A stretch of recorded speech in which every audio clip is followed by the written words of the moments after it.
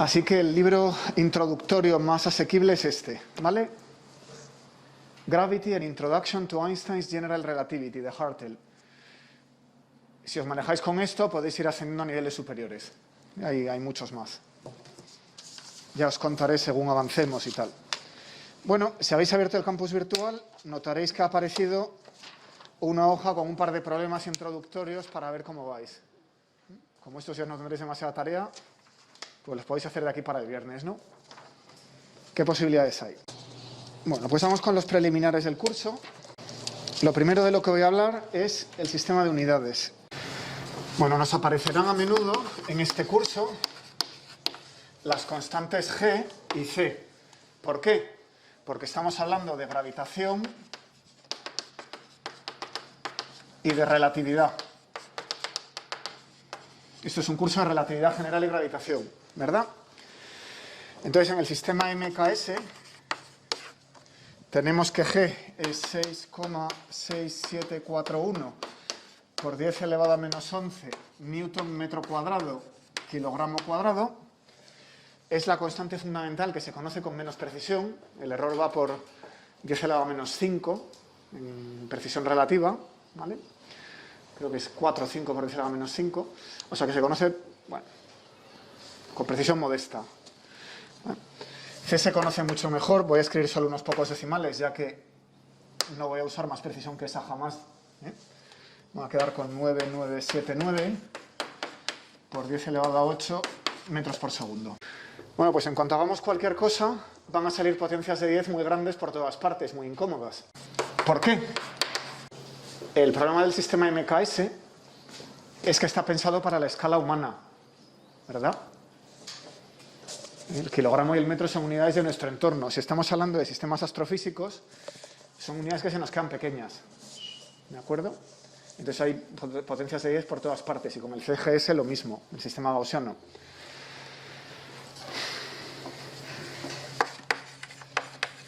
Entonces conviene utilizar unidades que nos eviten equivocarnos sumando 10 elevado a menos 26, ¿vale?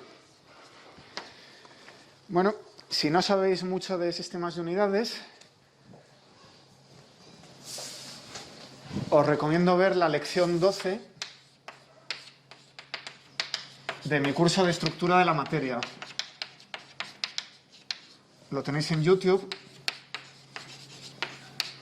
Y ahí cuento un par de cosas más generales sobre sistemas de unidades y comparo con las unidades atómicas y las unidades naturales de física nuclear y subnuclear, que no voy a tratar aquí, de momento. Aquí nos vamos a fijar en estas dos, y como ejemplo de ilustración de lo que digo, de que aparecen potencias de 10 muy grandes, vamos a montar la combinación G entre C cuadrado. ¿Vale? ¿Esto qué es? Ponemos el 6,67 no sé qué, por 10 elevado a menos 11, metros cúbicos por kilogramo y segundo cuadrado. Lo divido por 9 por 10 elevado a 16 metros cuadrados por segundo cuadrado, que es C cuadrado. Y queda 7,41 por 10 elevado a menos 28 metros por kilogramo. ¿Vale? 10 elevado a menos 28. Yo no sé qué significa ese número. Es un número tremendo. ¿Se me entiende? Entonces, para muchas aplicaciones nos queremos quitar esto de aquí y vamos a introducir el sistema de unidades geometrodinámico. También se suele decir unidades geometrizadas, en el cual elegimos G igual a 1, en vez de elegir que la cuarta parte del meridiano terrestre sea 10.000 kilómetros, elegimos que G sea igual a 1. Y elegimos que C sea igual a 1. ¿Vale? Y en lugar de elegir que atarnos a la densidad del agua con el kilogramo, pues decimos que estas dos sean 1. ¿De acuerdo? Ecuación 1, ecuación 2. Con la ecuación 2 os habéis debido pegar mucho en mecánica ya, y en electromagnetismo. Siempre que hayáis visto un poquito de relatividad, enseguida salen velocidades que normalizáis a C. Con lo cual enseguida lo lógico es poner unidades C igual a 1. ¿Vale? O sea, esta ya la habéis debido ver. Con un poco de suerte no os causa ningún problema. Simplemente, cuando tenéis una velocidad v igual x partido por t, lo que decimos es que la velocidad se mide en unidades de c. Vale, estaba diciendo que esta segunda ecuación, c igual a 1, la habéis debido ver ya en mecánica y en otras asignaturas. Vx partido por t se mide en unidades de c. Y eso quiere decir que podemos decir v igual a 0,1 y eso simplemente es 30.000 kilómetros por segundo, la décima parte de c. ¿Hasta dónde puedo escribir por aquí? ¿Hasta dónde hay una cierta resolución? ¿Hasta esta raya que ha dibujado alguien? Sospecho que sí, que a partir de esta raya hay peligro, ¿no? Vale. Bueno, entonces, por ejemplo, si elegimos medir el tiempo en años, entonces, con esta regla, la distancia x se mide también en años. Y si alguien está confundido, en vez de decir años, diga simplemente años luz.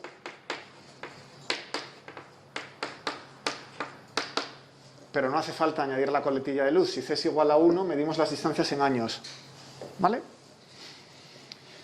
Igualmente, en mecánica elemental se puede ver que la energía tiene las mismas dimensiones que el momento, tiene las mismas dimensiones que la masa en este sistema de unidades. mc cuadrado, pc, energía, se miden todas en julios, si queremos. Si c es igual a 1, es p es m, todas en julios, o todas en kilogramos, o todas en electronvoltios. ¿De acuerdo? Bueno, o sea que esto os debería sonar, menos familiar os va a ser la primera. La primera de estas dos ecuaciones, g igual a 1, no me suena que la hayáis visto antes.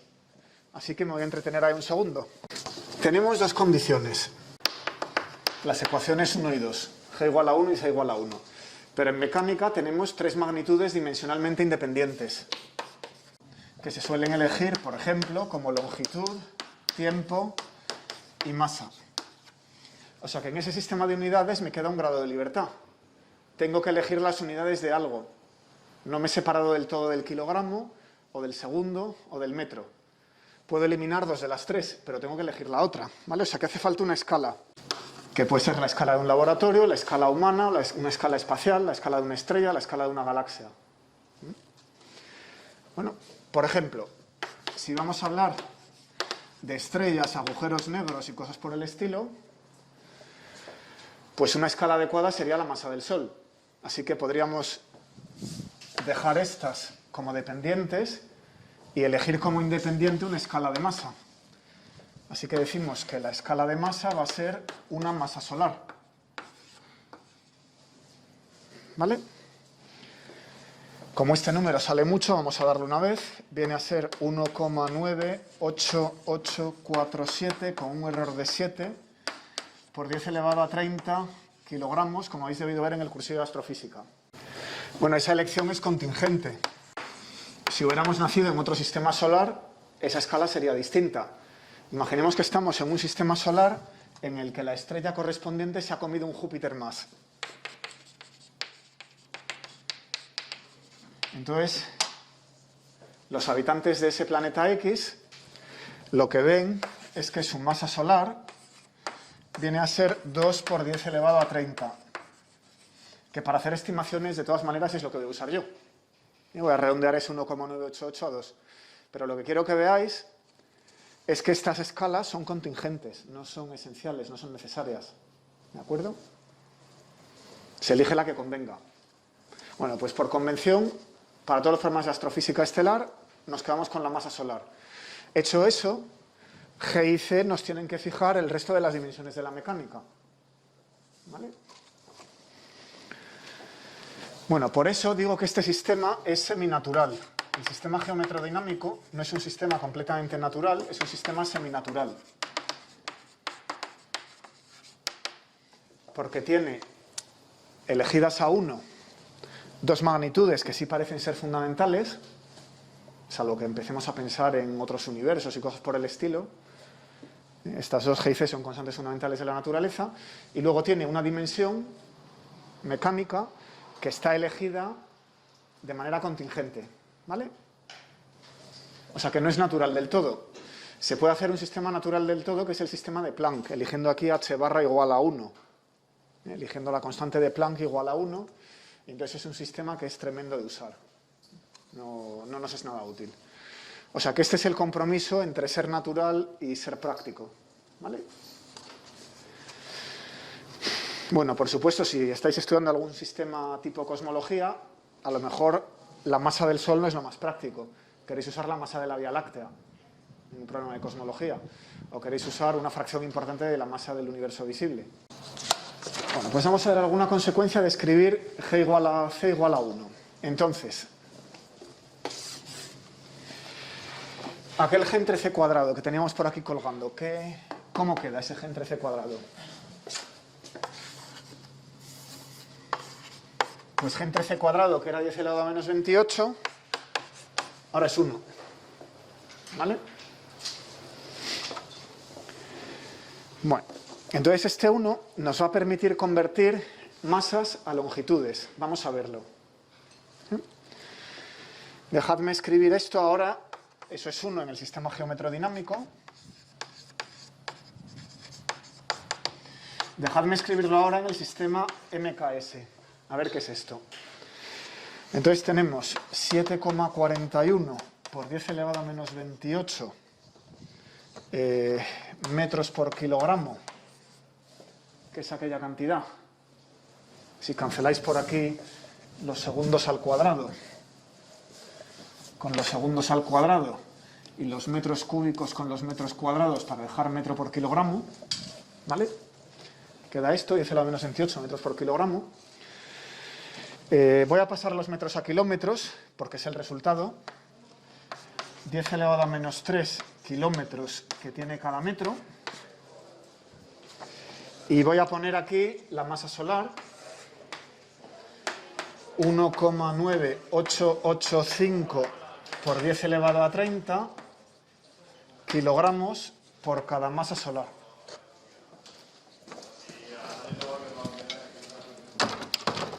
Y si echáis esa cuenta en un momento, esto es 1,47 kilómetros por cada masa solar. ¿Qué posibilidades tengo de que recordéis esto? No parece muy difícil, ¿no? En el sistema geometrodinámico, de repente puede aparecer una expresión en la que no hay Gs ni Cs. ¿Vale? Eso estamos poniendo G entre C cuadrado igual a 1. Pero luego podéis convertir masas a longitudes o longitudes a masas utilizando este factor de conversión. Si queréis pasar masas solares a kilómetros, es 1,47. ¿Vale? Y eso os devuelve al sistema MKS. ¿Vale? ¿Recordaréis este factor de conversión? Eso será útil. Bueno, entonces, si ponemos G entre C cuadrado igual a 1, eso quiere decir que las longitudes se miden en unidades de masa. Estamos diciendo que 1,47 kilómetros es una masa solar. Eso es correcto en el sistema geometrodinámico de unidades. Lo que estamos diciendo es que las longitudes tienen las mismas dimensiones que la masa. En física de partículas, que veréis en el segundo cuatrimestre, es al contrario. En el sistema de unidades natural, que en realidad también es seminatural, de partículas elementales y de física nuclear, la masa es el inverso de una longitud. ¿Vale? Aquí no, aquí es directamente lo mismo. La longitud y la masa tienen igual dimensión mecánica. C es igual a 1. Así que donde decimos masa podemos decir momento, podemos decir energía. Así que en este sistema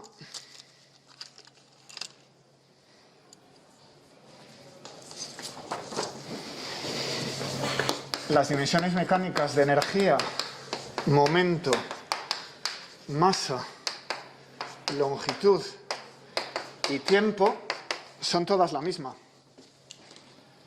Por aquí hemos pasado con C igual a 1. C igual a 1 me permite dar estos saltos. Este también es C igual a 1. ¿Vale?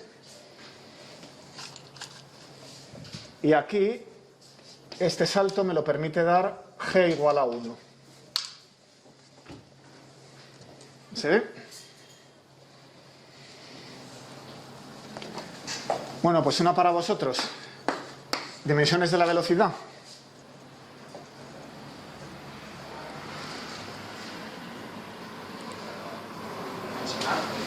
No tiene dimensiones, lo que reflejo poniendo un 1, ¿vale? Porque es L partido por T que tiene dimensiones de C, y C lo hemos elegido como 1. No tiene dimensiones. Así que las velocidades son números puros. Venga, ¿qué es el momento angular? Un poquito más difícil. Masa por longitud por velocidad, ¿verdad? ¿Y eso qué es?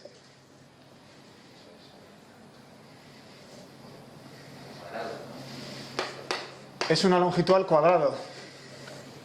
Un área. El momento angular tiene dimensiones de área. ¿Vale? V no tiene dimensiones y M es lo mismo que L cuadrado. Perfecto. ¿Tenéis alguna más en el primer ejercicio? Bueno, así que en este sistema de unidades tiene sentido decir lo siguiente. El Sol tiene un radio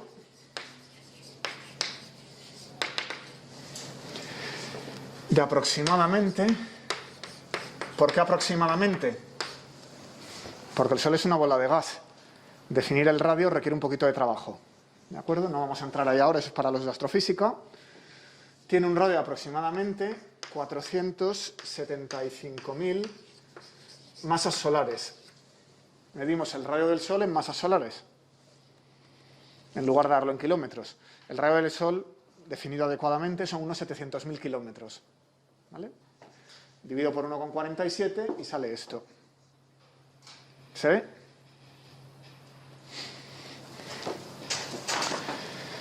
Bueno, pues creo que ya podemos entender cuándo es la gravedad suficientemente intensa como para que necesitemos la relatividad general. ¿Vale? Con este poquito de intuición, vamos a ver cuándo nos hace falta sentarnos en esta asignatura. Bueno, esa pregunta va con trampa, claro, porque depende de la precisión que uno tenga en la medida. Si uno tiene una precisión de 10 a la menos 20, le va a hacer falta la relatividad general muy pronto. Si somos muy brutos y tenemos una precisión de orden 0.1, entonces solo nos hace falta la relatividad general en los ambientes más extremos. ¿Pero extremos en qué sentido? ¿Vale? Vamos a verlo. Entonces, vamos a empezar con la mecánica newtoniana, donde tenemos una energía potencial que solemos llamar V o U, que es menos GMM partido por R, ¿verdad? Eso es la energía potencial. Bueno, entonces la energía potencial por unidad de masa es menos GM entre R, ¿verdad? Será el potencial después. Vale. Entonces, si tenemos esa energía, y esa energía se hace comparable a la masa, estamos en un régimen relativista. Las cosas se mueven muy deprisa, ¿no? Si de relatividad especial, sabemos que si la energía es comparable a la masa, C igual a 1, claro, las velocidades son cercanas a 1. 0,1, 0,2, 0,3, estamos en un régimen relativista, ¿no? Siempre son menores, pero son del orden de 0,1, ¿no? Menores que 1. Claro, entonces, este régimen relativista se alcanza aquí cuando los potenciales gravitatorios sean del orden de la masa de los objetos que los causan o que los perciben. Pero la relatividad especial no concibe campos gravitatorios, ¿vale? No está diseñada para tratarlos. Entonces, en ese caso nos tenemos que ir a la relatividad general. Esa es la idea, así a grosso modo, ¿vale? Entonces, ¿cuándo ocurre esto? Pues GMM partido por R es el módulo de ese número, eso es la energía potencial en módulo en valor absoluto, ¿vale? Es del orden de mc cuadrado. Voy a poner las G y las Cs un momento. Puedo cancelar la masa del objeto que percibe, como siempre, la masa gravitatoria igual a la masa inercial. El viernes hablamos de eso un poquito más. Y me queda que Gm entre R es c cuadrado, o bien R entre M es G entre c cuadrado, que hemos dicho que es 1. Así que ya tengo mi condición. En este régimen, cuando la distancia a la fuente en unidades de G entre c cuadrado igual a 1 sea de tamaño parecido a la masa de la fuente, estoy en un régimen de relatividad general fuerte, muy no lineal, ¿no? Muy de orden 1. A ver esto del Sol. Este 475.000, ¿qué nos indica? En la superficie del Sol, donde esperamos que la teoría newtoniana funcione razonablemente bien, o lo habríamos oído, ¿verdad?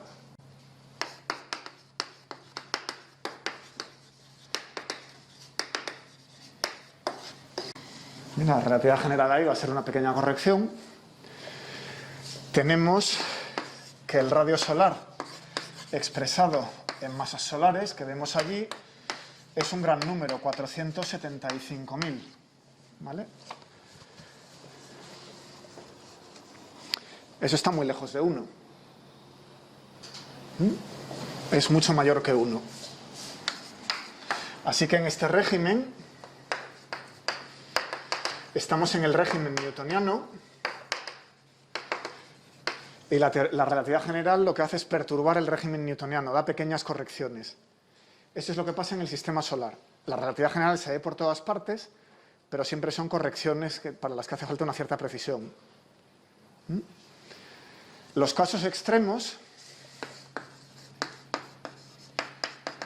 donde la relatividad general es tremenda, es crucial, ¿no? Y que es imposible hablar en términos newtonianos, ocurren cuando este cociente baja y se hace de orden 1. ¿Cuándo ocurre eso? Por ejemplo, en una estrella de neutrones,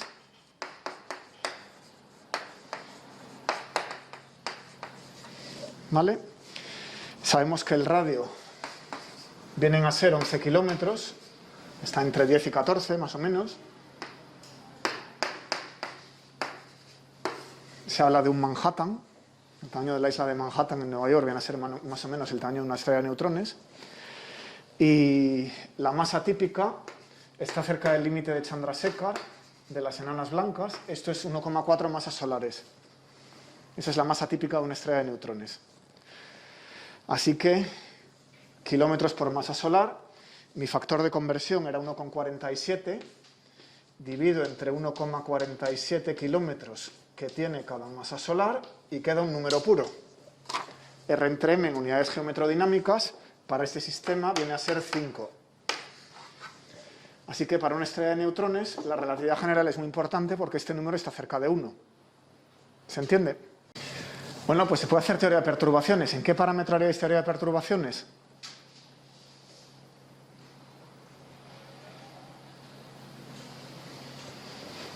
Para trabajar en el sistema solar, en la Tierra, el Sol, Marte, los satélites, ¿no? Los relojes atómicos.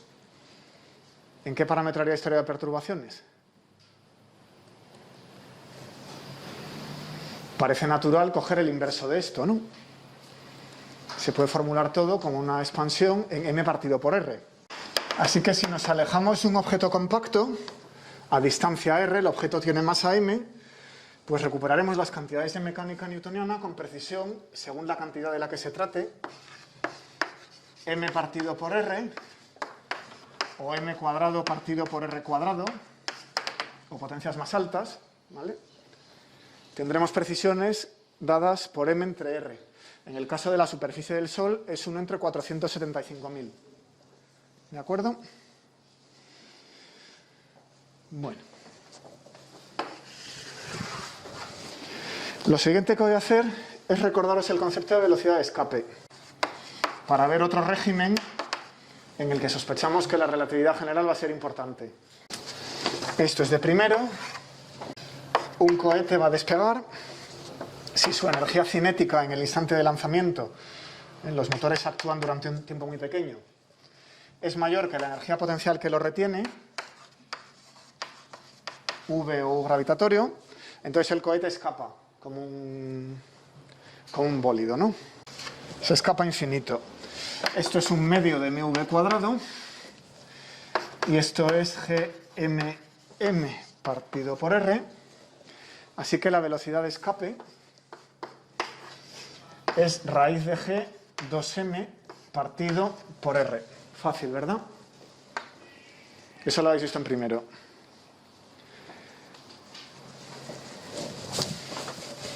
¿Qué límite tiene esa velocidad? La velocidad de la luz, ¿no? Si llegamos a c, ningún cohete puede escapar.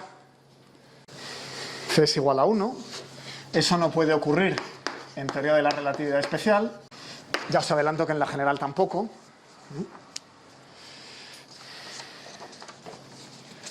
Entonces, ningún cohete puede escapar. De hecho, ni siquiera la luz, que se mueve con velocidad 1. Si la velocidad de escape que sale de esta cuenta es mayor que 1, ni siquiera la luz. Entonces, ¿qué es ese objeto?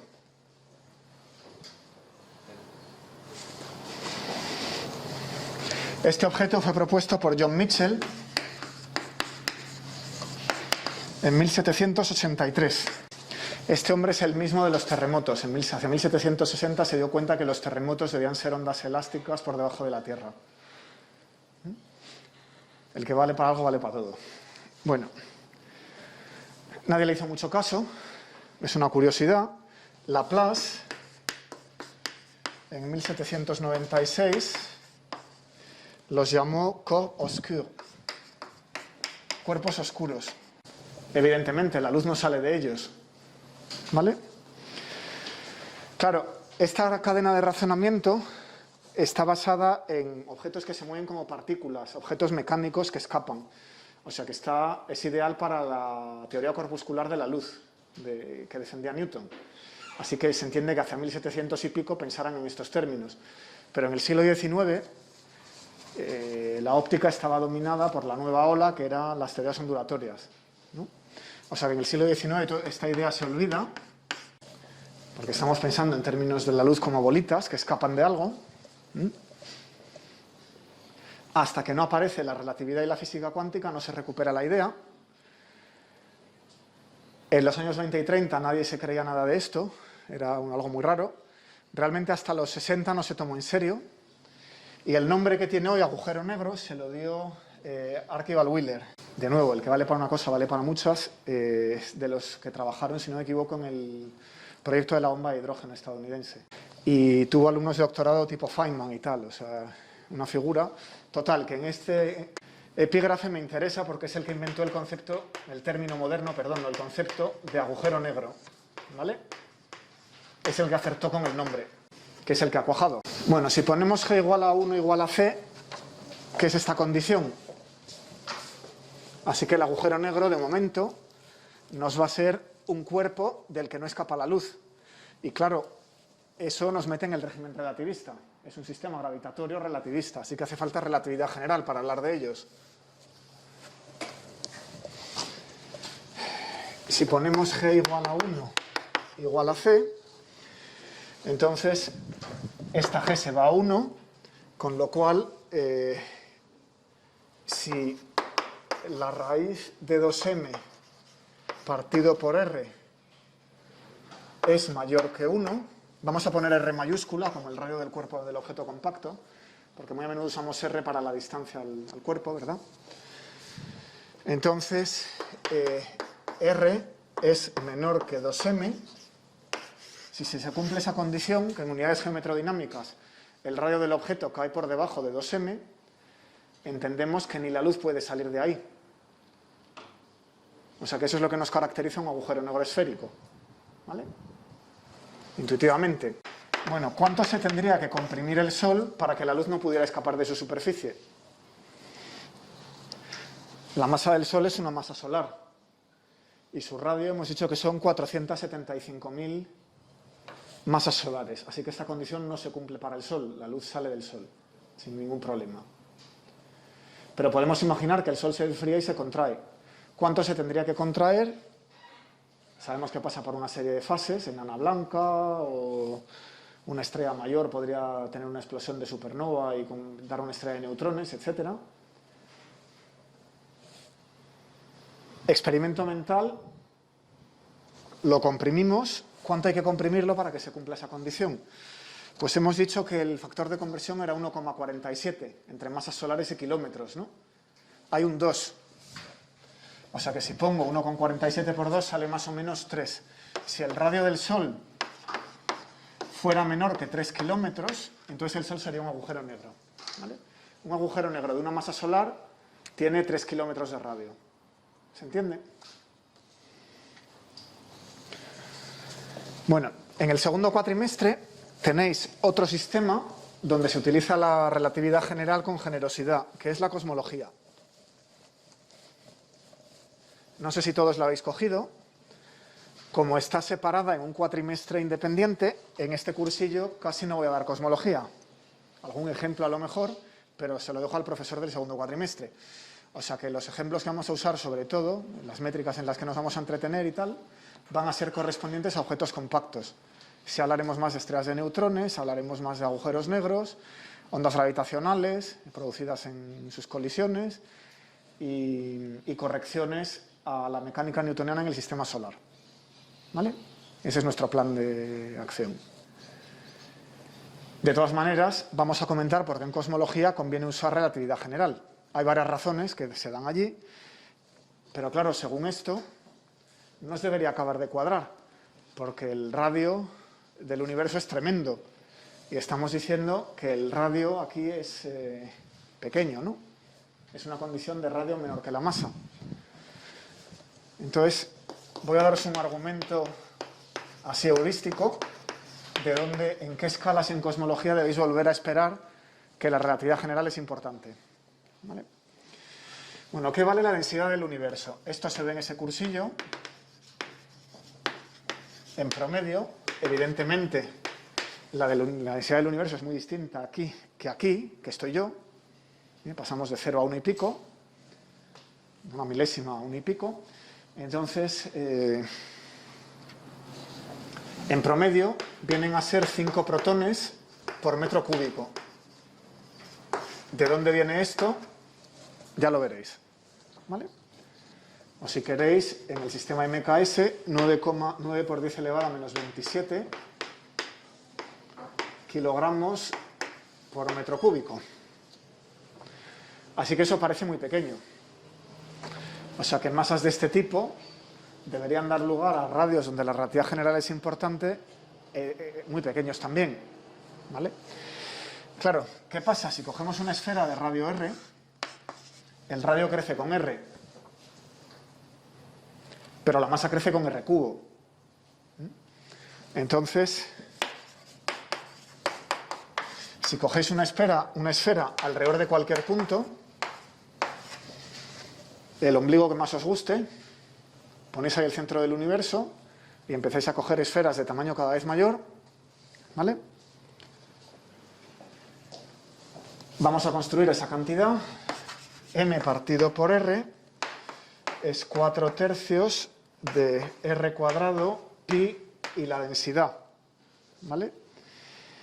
Y a ver cuándo esto es de orden 1 o de orden 2. Si eso se hace de orden 1, necesito relatividad general.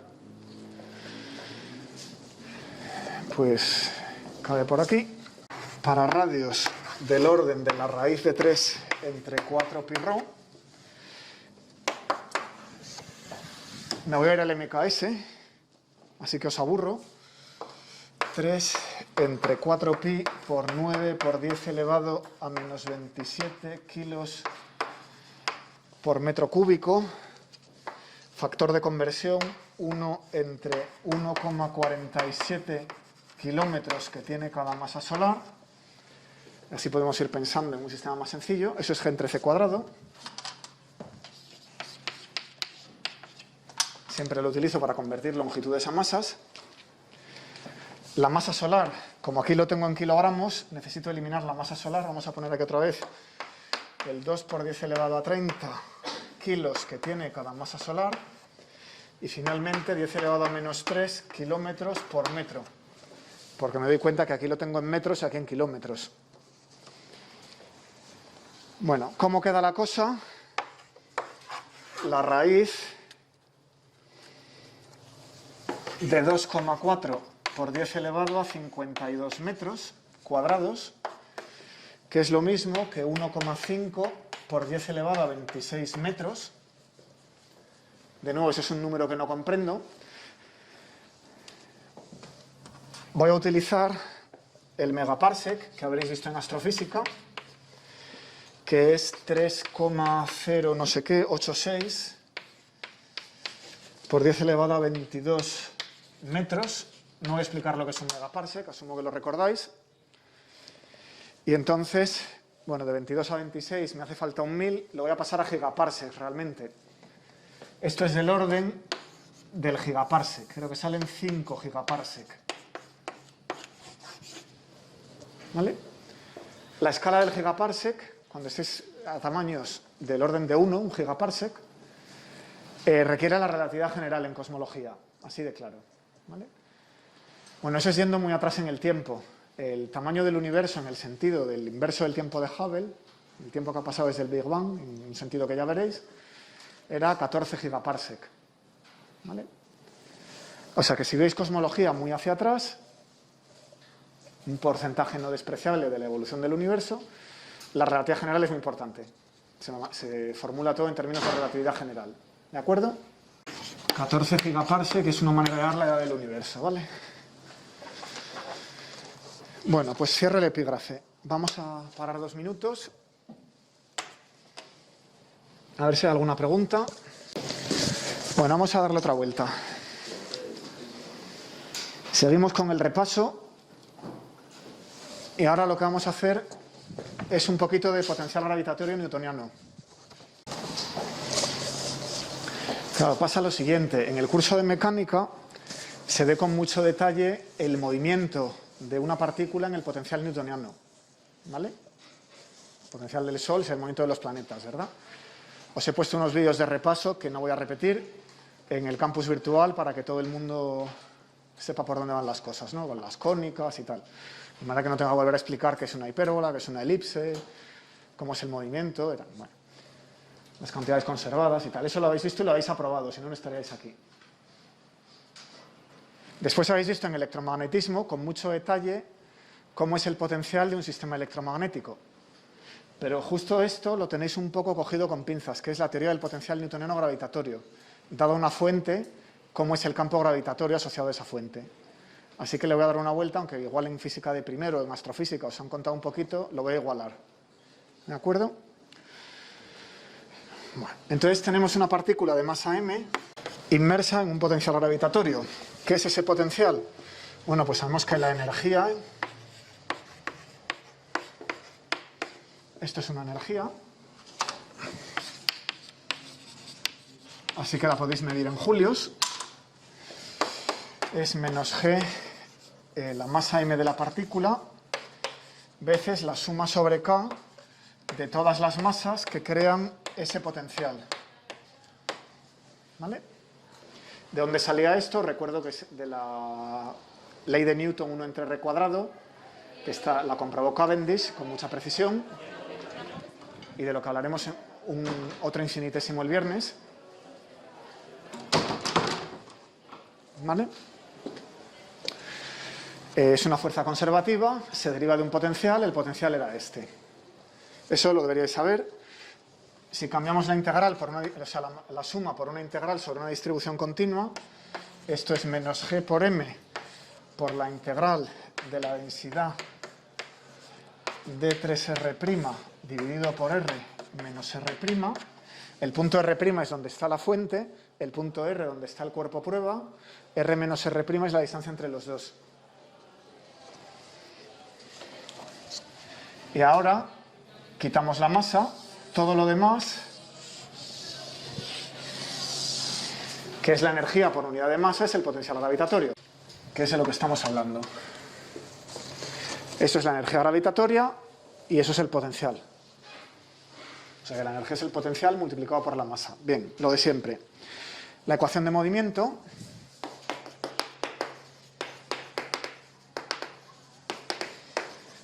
masa por aceleración igual a menos el gradiente del potencial, que es menos la masa, gradiente de la energía potencial, que es menos la masa, por el gradiente del potencial propiamente dicho. Permite cancelar las masas, con lo cual la aceleración en un campo gravitatorio, que es lo que llamamos G, siempre lo vamos a llamar G, generalmente, es menos el gradiente del potencial, ¿verdad? Nada nuevo. Y esto es una aceleración que es la misma para todos los cuerpos, independientemente de su masa.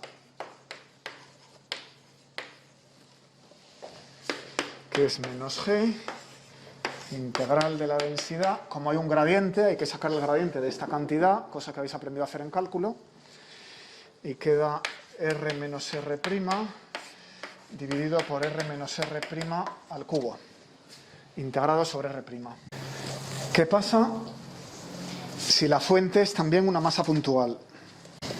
Entonces, podemos poner que la densidad de R' es la masa en el punto, vamos a ponerle una prima para distinguirla de la masa prueba, M', veces la delta de Dirac en una cierta posición, que podemos llamar R0. Y les pongo las primas porque es todo referido al cuerpo prima, a la fuente. Eso permite hacer la integral. Así que sustituyo esa densidad aquí arriba y queda que phi en el punto R es menos G M', integral de 3R', la delta de Dirac de R' menos R0', dividido por R menos R', o R' menos R. Igualdad. Vale. Esta delta es una distribución que coge la variable R' y bajo el símbolo de integración sobre R', lo que hace es sustituir en R', R0', ¿verdad? A cada función en este espacio, en este caso 1 entre R menos R', le asigna 1 entre R menos R0'. La función evaluada en el cero de la delta, como siempre. Así que en este caso, phi de R' es menos G M' entre R menos R0'. ¿Vale? Evidente, ese es el potencial de un cuerpo puntual newtoniano. O sea que esta expresión integral contiene, por supuesto, el caso particular del cuerpo puntual, debido a masa a la masa. Bueno, más observaciones. Os recuerdo también que como G es un gradiente, su rotacional es 0. Esto era conservativo. Y os recuerdo también que el teorema de Gauss decía que la integral sobre V de D3R' divergencia de G es igual a la integral sobre la frontera de ese volumen del flujo hacia afuera de ese campo G. La integral sobre el volumen de la fuente es igual a lo que desborda del flujo de ese campo, ¿no? El agua que sale de la fuente es lo que desborda por el borde. Vale. Vamos a mirar un poco la integral de la derecha. Entonces tenemos M en el origen. Y lo único que el recinto pues puede ser complicadillo. ¿Vale? Y en el origen ponemos la masa. Esta es la M', es la fuente. Ya voy a dejar la prima de lado, ya que no voy a hablar del cuerpo. Un cuerpo prueba. Pero si queréis arrastrar las primas, ponérselas. Prima. Entonces, en un punto de la superficie tendremos una dirección radial. Esa es la dirección radial, ¿vale? En la que ejerce la fuerza el campo G.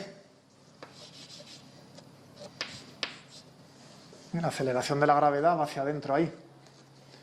Sin embargo, la normal a la superficie no tiene por qué coincidir con la dirección radial, porque no es una esfera. Así que aquí tenemos un ángulo θ. Con lo cual, ¿qué es n por g? La proyección de g sobre la perpendicular a la superficie, que es la n. Vamos a rotularlo. Esto en marrón es g y la normal a la superficie es n, ¿verdad? Entonces el ángulo es θ y esta cantidad es menos gm entre r cuadrado coseno de θ, ¿verdad? Vale, entonces esa integral en el lado derecho, que es de lo que estoy hablando, es la integral sobre toda la superficie de menos gm coseno de θ diferencial de s entre r cuadrado. ¿Eso a qué os suena? ¿Qué es coseno de θ por diferencial de s? Lo que estamos haciendo es coger el trocito de superficie, si queréis, sobre el plano tangente y proyectarlo con ese coseno sobre la dirección perpendicular a g. O sea que esta cantidad, coseno de θ diferencial de s, la podemos llamar de s perpendicular. Es la que es perpendicular a la aceleración de la gravedad. ¿Vale? Y si dividís por r cuadrado, ¿eso qué da? Si cogéis una dirección y cogéis un elemento de área perpendicular a esa dirección y dividís por r cuadrado, eso es el elemento de ángulo sólido, ¿verdad? Es la definición. Se toma el elemento de área perpendicular a la visual. Eso es el elemento de ángulo sólido, al dividir por r cuadrado. O si queréis, es el elemento de área perpendicular sobre la esfera de radio 1. ¿Vale? Entonces no hay que dividir por r cuadrado. Bueno, pues entonces esto es el elemento de ángulo sólido. Todo esto es el diferencial de omega. O sea que tenemos una integral sobre la superficie de diferencial de omega veces una constante. Pero ¿qué es el diferencial de omega integrado sobre una superficie cerrada? Eso es 4pi, ¿verdad? Es el ángulo sólido completo. Puede pasar que la superficie tenga sinusoidalidades, ¿verdad? Que haga, vamos a poner una cosa, que haga así. ¿De acuerdo? Estamos aquí, pero entonces entro, o sea, salgo de la superficie, entro y vuelvo a salir. Hay una cancelación de dos elementos, porque una vez entro, pero otra vez salgo, esos se cancelan, y como hay un número impar de cortes, 1, 2 y 3, al final queda 1. Con lo cual, la integral, aunque la superficie sea así irregular, siempre acaba dando 4pi. ¿Vale? Bueno, eso no es de este curso. Eso es menos gm entre 4pi. ¿Vale? Para una superficie cerrada alrededor de la masa. Claro, aquí lo que tenemos es una sola masa, m', en el centro de la superficie. Pero ¿qué pasa si tuviéramos una distribución de masas? ¿Qué pasa si tenéis una distribución de masas? Entonces esa m' cambia. ¿Vale? Tendríamos menos 4πg, pero en lugar de m, y por cierto el origen también lo he elegido arbitrariamente, podríamos haber elegido el origen aquí, o podríamos haber elegido el origen aquí, igual da. Cualquier masa dentro de la superficie da la misma contribución. ¿Vale? El flujo total al salir es gm 4pi, un menos, ¿no? Entonces, si ahora tengo dos masas, las sumo. Y si tengo una distribución continua, sumo la distribución continua. Así que esto es menos 4πg, la integral sobre el volumen de 3r', rho de r'. Eso es el lado derecho.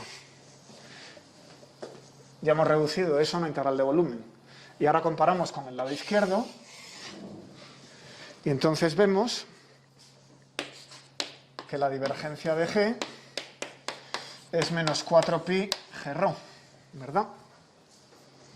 Como eso tiene que ser cierto para cualquier volumen que cojamos, tiene que ser cierto también para los integrandos.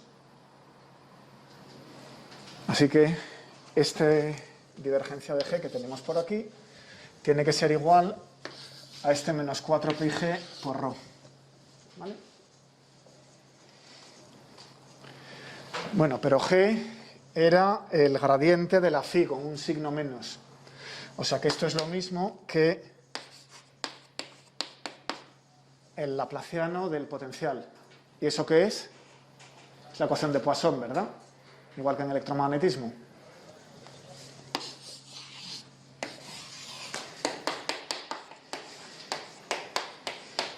Excepto que la ρ es la densidad de materia en lugar de la densidad de carga eléctrica. Pero es lo mismo, ¿verdad? Bueno, os estaréis preguntando qué tiene que ver esto con la relatividad. Queda poco. Ya llego a la observación que quería hacer. Me quedan 2 párrafos. Vale, vamos a tomar la masa puntual en el origen. Entonces, la integral sobre el volumen de d3r' divergencia de g. Cojo esta ecuación y la vuelvo a integrar. Voy a la anterior, a la ecuación anterior. Es igual a menos la integral sobre v d3r', laplaciano del potencial, ¿vale? Utilizo esa ecuación, es menos 4πg integral sobre v de la densidad, pero la densidad es la masa por la delta de Dirac en R', ¿vale? Es la masa puntual en el origen, otra vez. Bueno. Como es cierto para cualquier volumen, tiene que ser cierto para los integrandos, así que me quito las integrales. Y queda que para una masa puntual, el laplaciano de phi es 4πg por la masa por delta 3 de R, la delta de Dirac en el punto R, que es donde está la masa, en el origen. ¿Vale? Esa es la ecuación de Poisson para una masa puntual en el origen, que tenéis que haber visto en métodos matemáticos el año pasado, ¿verdad? En segundo curso. Bueno, como phi es menos gm entre R, el potencial es el newtoniano, porque es una masa en el origen, así que conozco el potencial sin hacer nada más. Vemos también que el laplaciano de 1 partido por R es menos 4π delta de R, ¿verdad? Eso lo tenéis que haber visto también. Bueno, si no está en el origen, la ponemos en R', la cosa queda parecida. Delta segunda respecto a R con un factor menos 1 entre 4π de 1 entre módulo de R menos módulo de R' es igual a la delta de Dirac, ¿verdad?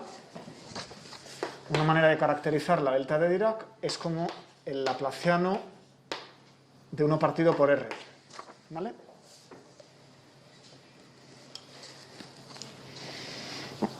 Bueno, entonces, ¿cómo llamabais en métodos matemáticos de la física, o en teoría de las ecuaciones diferenciales, según de dónde vengáis, cómo llamabais a este objeto? Algo tal que su laplaciano sea la delta de Dirac. Eso tiene un nombre. Pensad en teoría de ondas. Si tenéis una onda con una fuente, ¿cómo obtenéis la solución general dependiendo de esa fuente? Es una función de Green, ¿no? La función de Green nos permite pasar de la causa al efecto de manera cerrada. Entonces, vamos a escribir el potencial, cuál me conviene. Uno que tenga una expresión integral. El que acabo de borrar. A ver, phi de R', que es igual, vamos a ponerlo por aquí, a menos g integral de 3R', rho de R' dividido por R menos R', que es por donde hemos empezado hace un ratito. Eso ahora, en términos de esta función de Green, lo podemos escribir de la siguiente manera. Es la integral sobre el volumen de 4πg, voy a agrupar este 4π que hay por aquí y la constante g de Cavendish en un factor 4πg con la densidad voy a separarlo un poquito, 4πg por la densidad de R', y me quedo ese factor, ¿vale? Y ahora al resto lo voy a llamar función de Green. De R menos R', que saco de aquí. La función de Green para esta ecuación de Poisson, si aquí tengo la delta, es menos 1 entre 4pi, 1 entre R menos R'. El 1 entre R menos R' lo tengo. El 4pi no lo tengo, se lo pongo y se lo quito. Es decir, que divido por 4pi, lo cual me va a la función de Green, y multiplico por 4pi, que he absorbido aquí con la densidad. Y luego me queda el signo menos, que me hace falta, lo tengo aquí, así que lo meto en la función de Green, ¿vale? O sea que esta función de Green tiene los factores que debe tener, y es menos 1 entre 4pi, 1 entre R menos R', ¿vale? Entonces, esto es la causa del campo gravitatorio. Las distribuciones de materia crean un campo gravitatorio. Esto es el efecto. Hay un potencial, las partículas que se muevan en ese espacio pues van a ver desviada su trayectoria debido al campo gravitatorio que sale de este potencial. Si derivo sale G y esa G ejerce una fuerza sobre las partículas, ¿no? Sobre los planetoides. O sea que esto es una relación entre la causa y el efecto con una función de Green que siempre es igual. La integral de la causa veces la función de Green me da el efecto en otro punto. Esto lo vais a ver, si no lo habéis visto ya en electromagnetismo, os vais a aburrir de ello en electrodinámica clásica, ¿vale? Distribución de cargas aceleradas, campo de radiación, función de Green de la ecuación de ondas en electrodinámica, ¿vale? La lambertiana. Bueno, lo que quería observaros aquí es que en esta teoría newtoniana esto es instantáneo.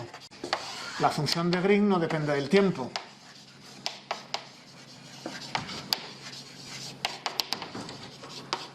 Por no depender del tiempo, el efecto es instantáneo. Si de repente Deus ex machina quito la mitad de la densidad, el campo en otro punto alejado arbitrariamente cae a la mitad. ¿Vale?